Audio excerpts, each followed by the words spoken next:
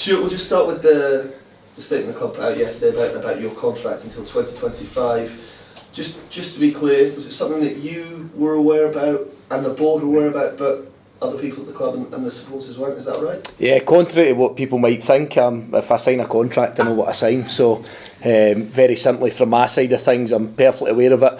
Have been since I signed the contract. And listen, it doesn't matter what I kind of say here in terms of there has been a miscommunication. I believe sitting at the AGM on Wednesday beside the chairman, they put his hands up to it, and possibly the wee bit that I go and take a little bit of hate for is the fact that, you know, I've not overthought about that communication following us staying up in the division and the work that was done last season from February till May. It may have been something that I should have spoken to the media guys about. So, but listen, the chairman stuck his hands up and said that from our side and from the communication side, it's certainly not the fault of our media team here, because I generally wasn't their bag in that case. But in answer to your question, I absolutely knew what I'd signed, and probably just took it for granted that my head's down and I'm concentrating on the work that I have to do. And again, there's an apology from my side to people associated with the football club and the supporters, and I can assure you from that side we will be that little bit sharper moving forward, and making sure that the relevant people are fully aware of the situation. Supporters reacting happily to news, pleased that the club's got security, you've got security, you can build something here. But obviously, you've signed that contract, you've always had that. How positive has that been for you? The club's given you the contract and the chance to build the security and the chance to put a team forward in slightly more long-term planning instead of just short-term planning. We've got to stay up, do this year. Yeah, I think I think very simply, you guys will know from sitting listening to me so often that I'm not just a one game of football person. I've always been someone that tries to have that longer-term plan. Very, very difficult to do in modern football, of course it is. But you know, we talk about performance related. You know, that agreement was signed by myself and in relation to the football club, that we had to achieve something. We were sitting bottom of the table when I signed that contract, that we had to achieve something, and in a sense that's fair. You know, I'd been out of football for a decent period of time. I like to signify the achievements maybe that I'd had previous to that, and the experience I'd had at what is a really young age, I suppose, in management. But from my side, there was never any issue of going and, you know, try to prove myself and show that I can do something to help this football club, and then hopefully build a longer term plan, which is what we're trying to do. You know, it really is. It's something that we work towards on a daily basis. We did have an EGM on Wednesday, and you know, we are trying to make motions forward for the football club.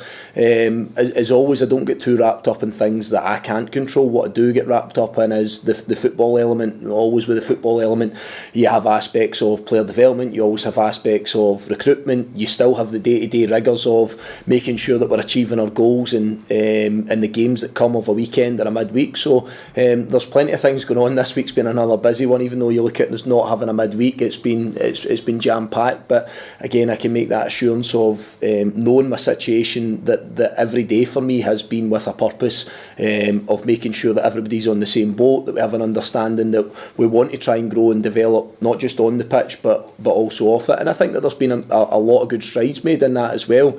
If you relate back to aspects such as training ground and you know, what that's been done in an academy, the development of players on pitch, you know, there's been a lot of things that have developed. Some of them we want to accelerate, and some of them we want to be that wee bit quicker.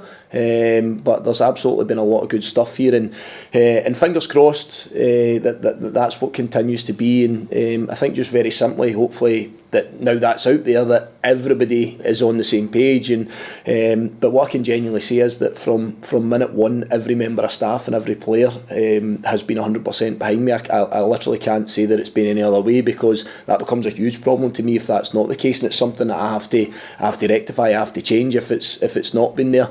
But I can genuinely tell you that everybody that I've worked with has got behind me, and we all have the same vision. We want the best for this football club.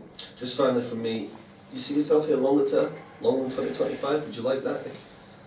Just if you continue to work as a club as manager? I would love to be, because I think what that suggests is success. I think that if that's the case, then that would suggest that there's been success. And again, I don't just mean that by what happens at 3 o'clock on a Saturday. I think that just means overall at the football club.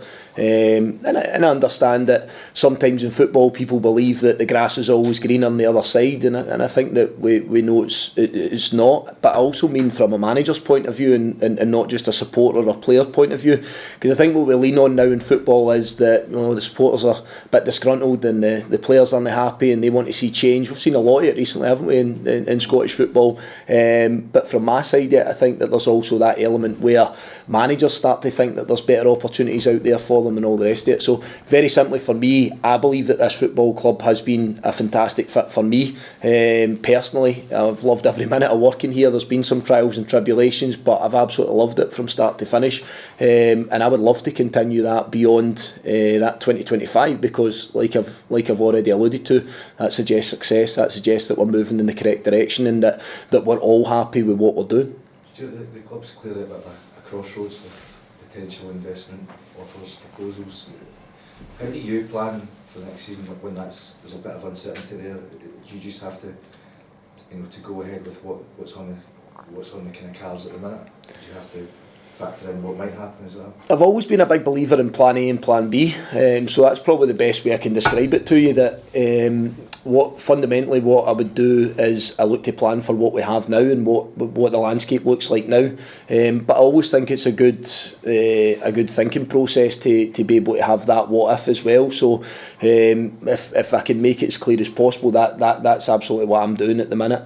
I'm trying to make sure that fundamentally we know what we have now, who's out of contract, who's in contract, and getting to the point where we know what we have moving forward and what we feel that, a budget's always the thing we allude to, but what do we have in terms of a budget? If the landscape changes with that, then quite clearly I would like to be in a position where I'm braced. Now, it is difficult if something changes in terms of your budget for better, for worse.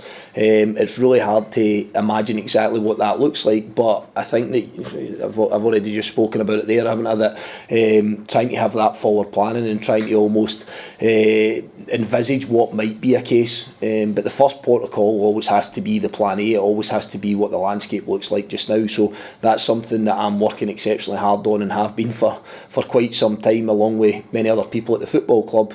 But if that does change, then I think it's always a good position to have a rough idea what you think that looks like and what it can mean for the football club as a whole. Sure. How is the squad looking ahead of this weekend's game? Yeah, we've been counting the cost a little bit this week, as in we've had a few knocks and niggles. Obviously, you guys will have seen that we missed a couple of players last week against Hearts, and some really important players in that, the likes of Andy Halliday and Callum Butcher and Blair Spittle. But we've actually had the fallout with another couple of knocks and niggles for a couple of players after the Hearts game. So it's just the nature of it. We understand you get to this stage of the season, players are pouring so much in that sometimes can be the case.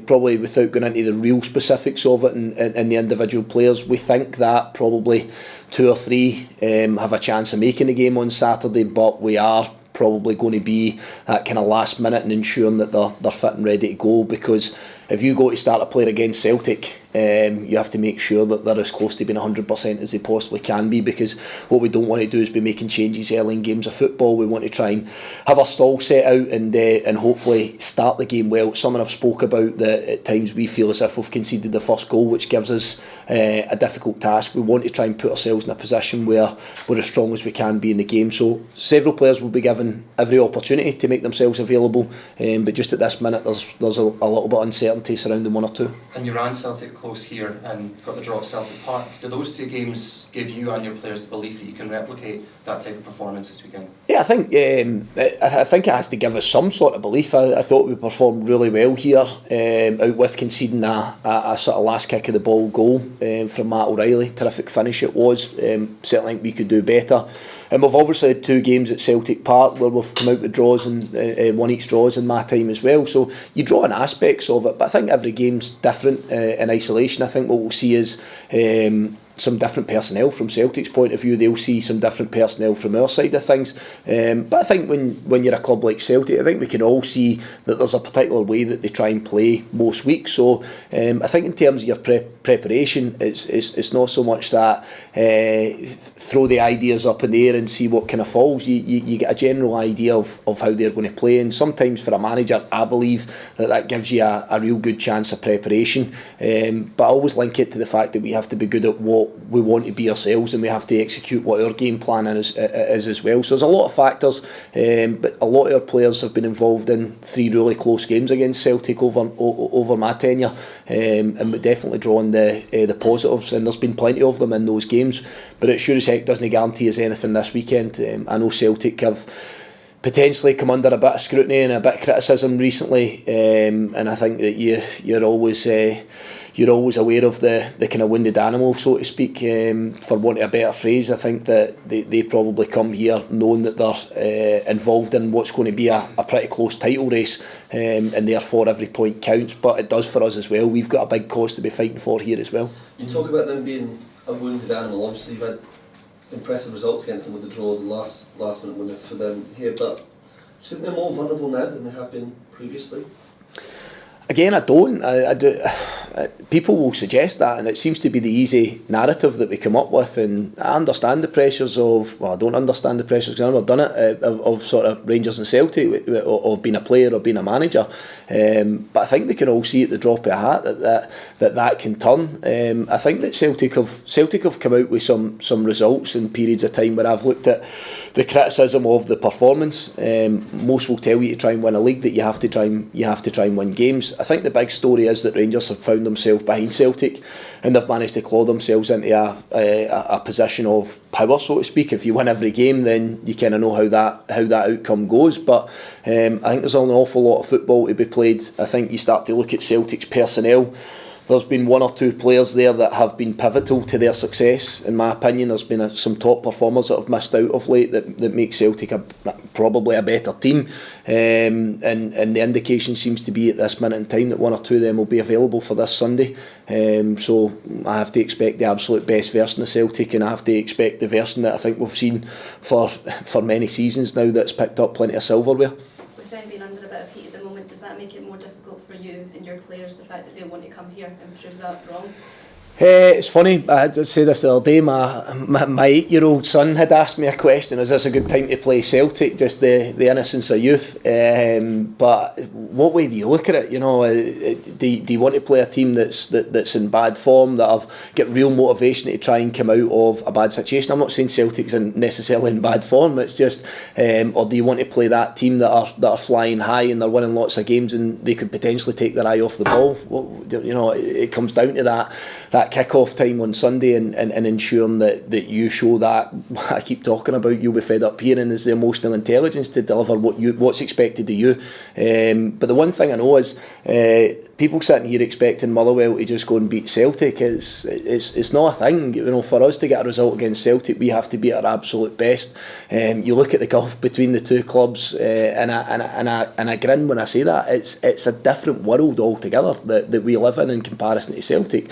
But what we've done over 3 games, I feel, is we've acquitted ourselves really, really well. No expectations on us to win the game of football. I think all that expectation will be on Celtic. But from within that, you know, do I have a belief and a trust in my players that they can perform and compete with international players and guys that perform at the top level? Well, of course I do. I definitely do.